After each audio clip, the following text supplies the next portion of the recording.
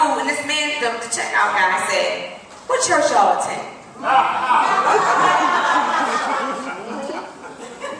He said, my husband said to him, "How you know we go to church?" He said, "I can just tell. I feel the spirit." When people come around you, they may not be able to say this person goes to church, but they should be able to say it's something different about you. And not negative. They should be able to say, you know, something ain't right. And they never should be able to say, "You go to church?" If somebody says to you, "Oh, I know you go to church," you need to check yourself quickly. Because that means that there's something that you are displaying that is not in line with the will of God. Amen? At no point should anybody have to say to you, "I want to find a good church home. Can you tell me who I can talk to find one?" At no point should somebody be able to say, "I need somebody to pray for me. Can you tell me where I can go to get a prayer through?" Because that means they just looked right past you and knew that something in you wasn't right. Let's turn the page. We're not going to be here long. I'm going to be a quick train tonight. At the top it says, "Know this." Everybody says no. Say, "Know this." Say it again. Know this. Read the first line with me. It says what? "The Lord did not call us to be average and or ordinary." Say it again. The Lord did not call us to be average and or ordinary. Read the second bullet. What does it say? We as people of God are not to be a part of the ways of the world. Now say it like you know it. We as people of God are not to be a part of the ways of the world. Now, this is not saying that we should only pack ourselves around people who are Christians, because that's not what Christ did. But no one should be able to see you and see someone who doesn't even know the Lord, who's not even a believer, and not be able to see that there's some distinction between the two of you. If I'm walking down the street with an unbeliever, no one should be able to say, "Oh, both of y'all must have just came from the club." "Oh, both of y'all must have just came off Pacific Avenue." Or, "Both of y'all must have just came from the casino being out all night long." Or, "Both of y'all just came from the bar," or "Both of y'all just came from the Momo." Both of y'all just came from somewhere that I don't want to go. Because when you are light, you should not reflect darkness. Let me say it again. Let me say it over here. When you are a part of the light, you should not reflect what? Darkness. That means people should not only see you smiling and nice to people on Sunday morning alone, Tuesday night alone, Monday night alone. There should be something about you that still fires up even when you don't want to be on fire. Amen. Romans 12:2 says, let me move up. It says, move up to the last bullet. It says, "Living by the notion of just do it until you're satisfied should not be a notion that we live by." Many people in the world live by that notion. Just do what you want to do. Do it as long as you want to do it until you're satisfied. When you are a Christian, there should be something that convicts you when you even think about doing something that's wrong. Let me say it again. When you are a Christian, you should feel convicted before you even do it. Just the thought should make you feel convicted. Because if you go to the next level of carrying out, you knew exactly what you was doing. So somebody might say,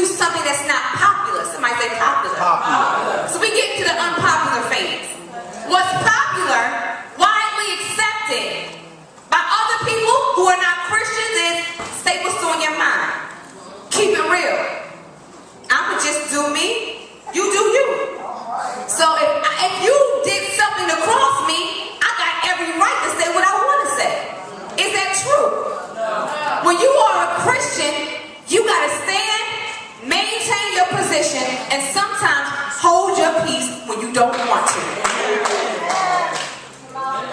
Is it easy to do that? Is it easy to do that? Because sometimes talking is out the picture. You just want to throw some bows. Sometimes you don't even want to talk about it. Sometimes talking is out the picture. I don't even want to talk. I just want to see you. And after I see you, it's all done. I got my point across. You know how I feel. You shouldn't have crossed me. That's what it is. But when you are a child of God, you have to do what is unpopular. And that's hold your peace, turn the other cheek, and walk away.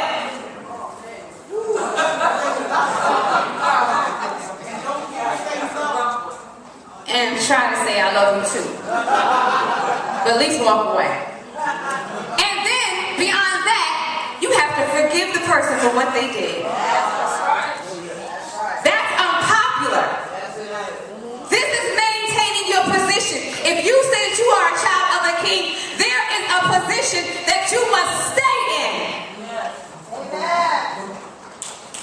You cannot deviate to the left. You cannot afford to deviate to the right. You can afford to even backslide because the position, the calling on your life is that strong that you can afford to abort what God has called you to do.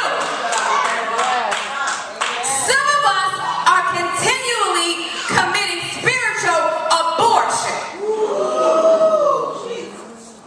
You know what God has called you to do. You know the assignment that's on your life, and you are killing it. Nobody else is doing it. You're doing it to yourself. Because many times we blame everybody else for what we don't have, what we wish we had. I can't move. You know what? Can I just let me park here for a minute. I'm so tired of these soft-hearted, soft-behind Christians. I can't move no further because he or she stopping me. If God has called you to do something, ain't no devil in hell that can stop you from the move of God. I don't care who likes you, who don't like you, who gave you a pass. I don't care. I can give you a dime or a dollar. Some of y'all be rich if I can tell you how many people, oh, got that Nikki, I can't, because Nikki don't run everything, but if Nikki is called and equipped, I'm going to do what God told me to do.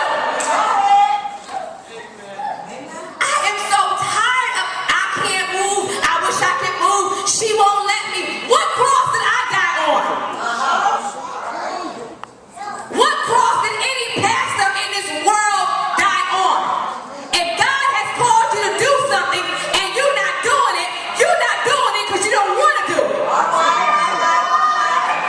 Because as much as you say, I can't, they're stopping me. If God is calling you to do something and I'm in your way, he will move me out of the way.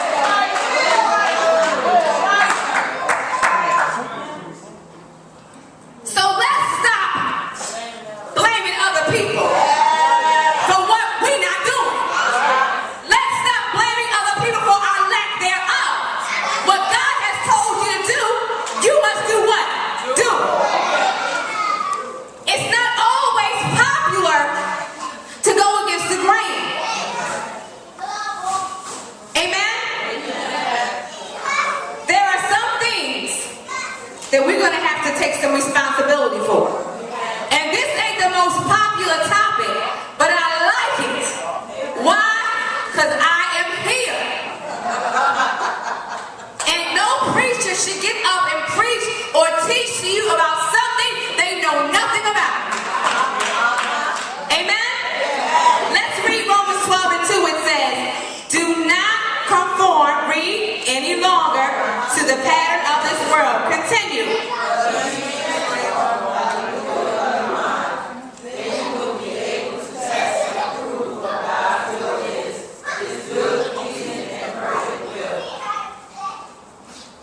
Mind.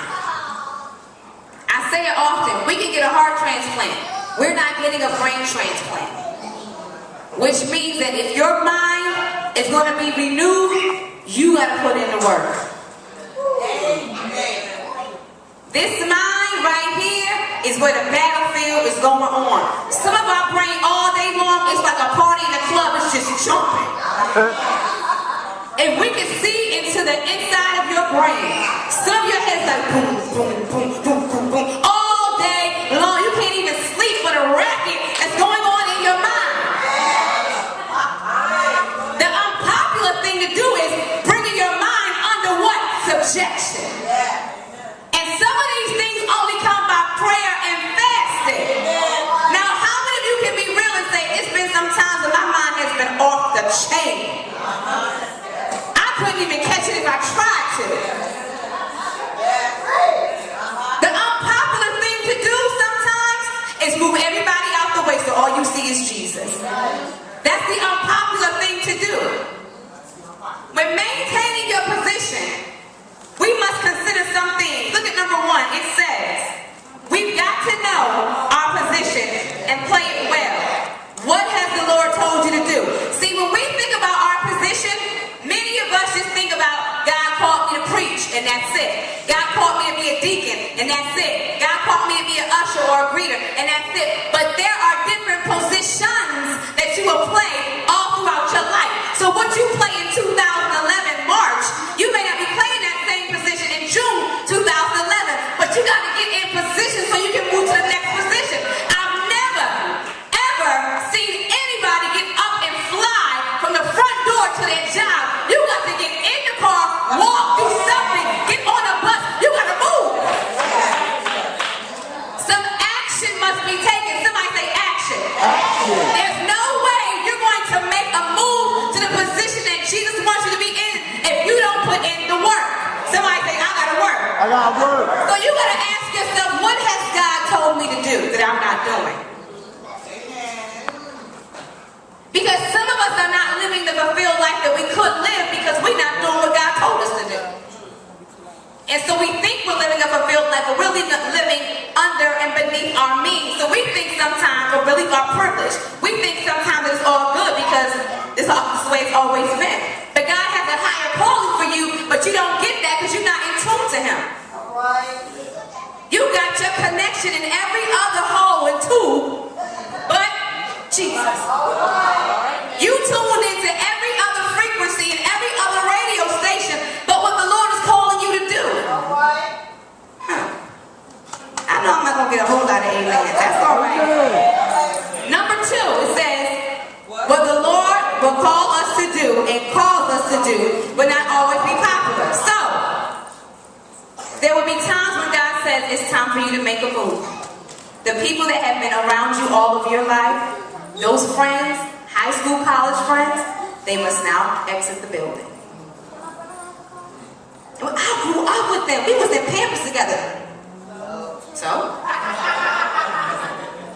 if it's affecting my destiny, you gotta go. And it's not popular because they don't get it. And they wonder, why do I have to leave? I've been here, I was the one that was there. You remember when you ain't have no money, you ain't have nothing, I was the one who did for you. Did. Past tense. You gotta go. Because sometimes we can't see what the Lord wants us to do because we got too many people hanging